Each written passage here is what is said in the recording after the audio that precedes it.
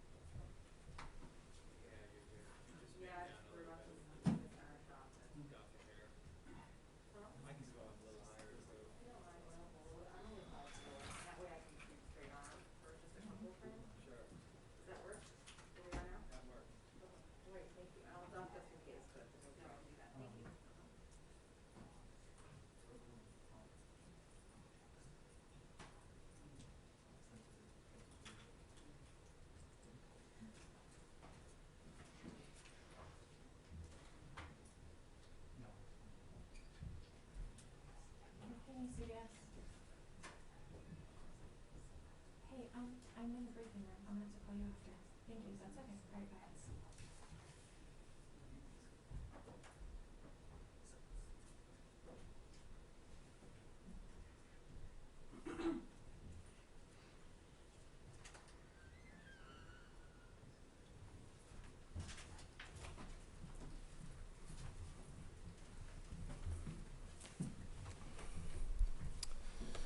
Good afternoon, everyone. Welcome.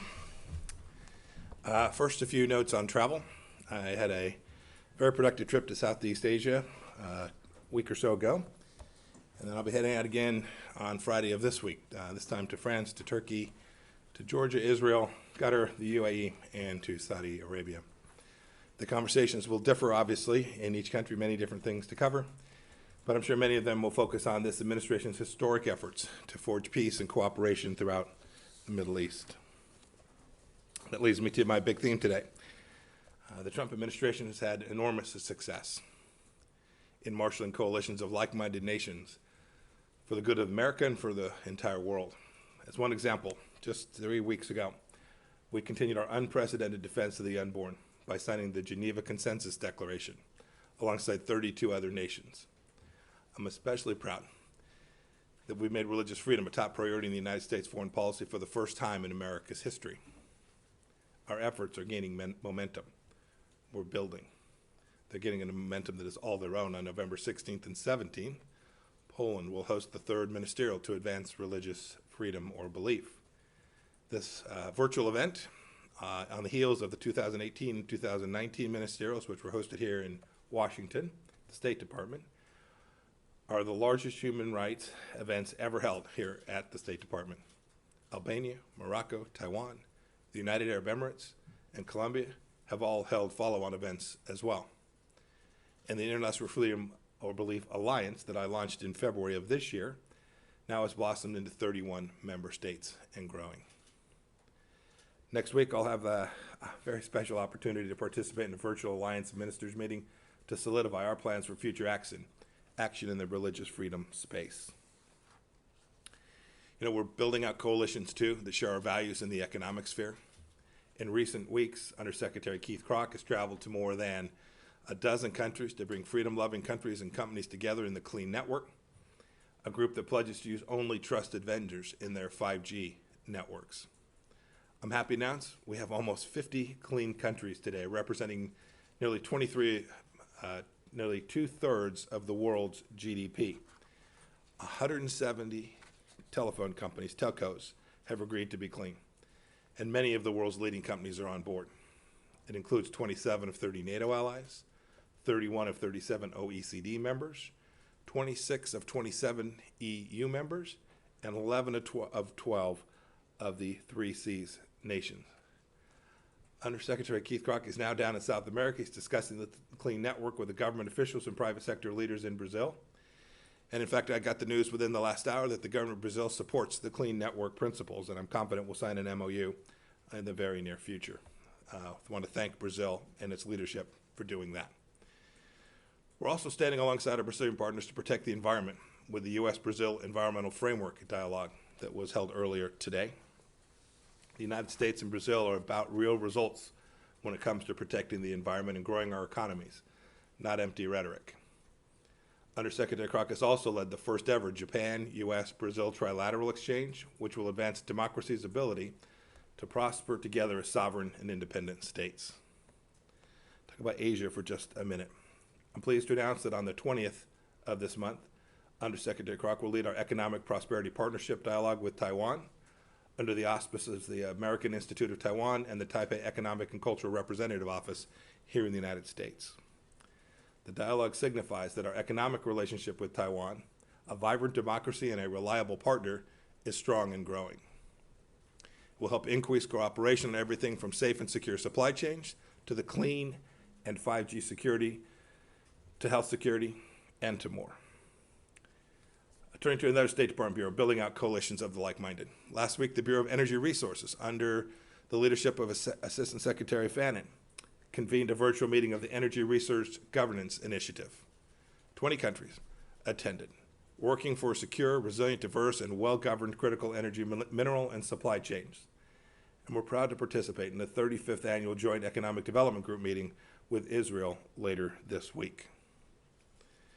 The Trump administration has exerted American leadership in unprecedented ways in multilateral institutions too. Just as we helped protect the intellectual property rights by ensuring that the World Intellectual Property Organization is run by an individual who respects property rights, last week the United States helped ensure that the United Nations stewards its finances responsibly. I'm happy to report that an American with 40 years of administrative and budget experience will be placed into the UN system, having won a seat on the Advisory Committee on Administrative and Budgetary Questions. Doesn't sound like much, but it's a big deal. This advisory body shapes the UN's regular budget and its peacekeeping budget. It's nearly $10 billion a year, with more than $2 billion coming from the United States alone. Our diplomats made the case to our allies and partners on why having an American voice on this committee for the first time in an awfully long time is crucial to ensuring the money is spent responsibly. I want to congratulate Donna and Marie. American leadership also continues on the counterterrorism front. Today, the United States and Niger are co-hosting a virtual meeting with members of the global coalition focused on countering the threat of ISIS and its worldwide branches, including West Africa, and to supporting ongoing international efforts throughout the region.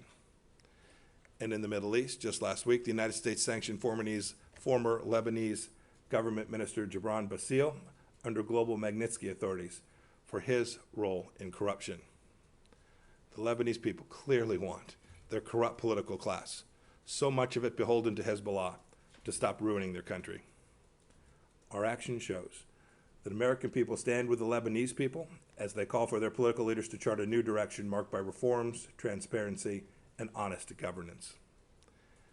And on Iran, our efforts to protect the American people from the regime of Tehran will not cease. Today, the Treasury Department sanctioned an international network of companies and individuals that procured electronic components for a sanctioned Iranian military firm. I think it's clear by now that those who do business with Iran's military and proliferation-sensitive industries are risking the exact same punishment. In Europe, the United States welcomes the EU's adoption of guidelines for third state participation in permanent structured cooperation projects. Opening the door to U.S. participation in EU defense initiatives will strengthen NATO-EU cooperation, as well, and very importantly, interoperability. We look forward to completing an administrative arrangement with the European Defense Agency to ensure broad U.S. participation inside of PESCO. Closer to home, our prayers are with the people of the region as they recover and rebuild from Hurricane Ida's horrible devastation. The United States government is proud to have provided assistance already to our friends in Central America. We're proud to support Chile, Colombia, Ecuador, Peru, as these governments work together to address illegal, unregulated, and unreported fishing. We're very concerned that the Chinese IUU activity, this unregulated fishing, took place off the coast of Ecuador, as it has elsewhere in the world. I was with the Ecuadorian foreign minister. He and I both agree that this must stop. On Bolivia, President Trump was pleased to send a delegation headed by Treasury Undersecretary Brett McIntosh for the inauguration of President Luis Arce on November 8th. I also spoke to the president-elect last week to congratulate him on his historic victory. We also congratulate the people of St. Vincent and the Grenadines on their successful election last week, and we continue to seek similar free and fair elections in Venezuela and in Nicaragua. There's also plenty of news before I close on the human rights front. Yesterday, the State Department sanctioned 4 senior Chinese Communist Party officials and Hong Kong police who have undermined Hong Kong's promised autonomy and crushed the freedoms of its people. We will continue to challenge actions by the CCP and its Hong Kong proxies, who stifle democracy and basic freedoms. On Monday, in Syria, we unleashed the 5th tranche of the Caesar Act designations on Bashar Assad and his regime, and the United States commends the EU for taking similar actions to sanction individuals responsible for prolonging the horrific conflict inside of Syria. We will continue to coordinate with our EU and like-minded partners to promote accountability for the regime there and the atrocities it has committed against the Syrian people. In Geneva yesterday, the United States presented our national report on the U.S. commitment to domestic human rights at the UN Universal Periodic Review. I'm very proud of the work we did. Our remarkable, vibrant democracy provides for the greatest freedoms and protection of human rights anywhere in the world. The brutal regimes shouting the loudest about our record have the most to hide about their abysmal treatment of their own people. And with that, I'm happy to take questions. Rich? Mr. Secretary. Hi. Is the State Department currently preparing to engage with the Biden transition team? And if not, at what point does a delay hamper a smooth transition or pose a risk to national security? There will be a smooth transition to a second Trump administration. All right, we're ready. The world is watching what's taking place here. We're going to count all the votes. When the process is complete, there'll be electors selected. There's a process. The Constitution lays it out pretty clearly. The world should have every confidence that the transition necessary to make sure that the State Department is functional today, successful today, and successful with the president who's in office on January 20th, mid-afternoon, will also be successful. I went through a transition on the front, and I've been on the other side of this. I'm very confident that we will do all the things that are necessary to make sure that the government, the United States government, will continue to perform its national security function as we go forward. So you believe there's widespread voter fraud, that the reports that we're getting from Pennsylvania, from Michigan, showing vote totals in massive leads or significant leads with 99% reporting are going to be overturned, and that the United States failed to conduct a fraudulent free election? Rich, I'm the Secretary of State. I'm getting calls from all across the world. These people are watching our election. They understand that we have a legal process. They understand that this takes time. Right, it took us 37 plus days in an election back in 2000. We conducted a successful transition then. I'm very confident that we will count, and we must count every legal vote. We must make sure that any vote that wasn't lawful ought not be counted. That dilutes your vote if it's done improperly. Got to get that right. When we get it right, we'll get it right. We're in good shape. Should foreign leaders not be calling We're in good shape. President-elect Biden? Who was next? Yeah. I want to ask you, I can barely hear you, ma'am. I'm sorry. Hiba Nasser, Al-Sharq News. I want to ask about the sanctions against Gibran Bassil in Lebanon. We know that, we heard that this was on the making for some time, but I want to ask about the timing. Are you, were you doing this to make a new stage for the new administration? And also I want to ask about the arms sale to UAE. When we expect that to be delivered? So the second question was about the arms sales to the United Arab Emirates. So we'll have significant announcements with respect to that here very, very soon. We continue to review arms sales all across the world, including to our important friend and partner in the United Arab Emirates. We're confident we will be able to provide them weapon systems that will ensure their security and do the work that we all need to do collectively to counter the threat from the Islamic Republic of Iran. Did you ask about Iranian sanctions earlier and the impact of those? No, the sanctions against Gibran Bassil in Lebanon. Are you setting a new stage for the new administration? I want to ask about the timing, that's it. Yeah, so I'll answer that question more broadly. No, the sanctions we put in place are because they're right and proper and will deliver good outcomes for the people in the country in which we sanction their leaders who are corrupt. That certainly holds true for Gibran Bassil. Right? This was someone who was deeply connected to a foreign terrorist organization, Hezbollah. We've now sanctioned him. The Lebanese people don't want to have anything to do with that. They want an independent nation. They want a sovereign country. They don't want the political elites that have been corrupted through the system that was put in place and permitted them to loot and rob their country. They want freedom. They want prosperity. They want jobs.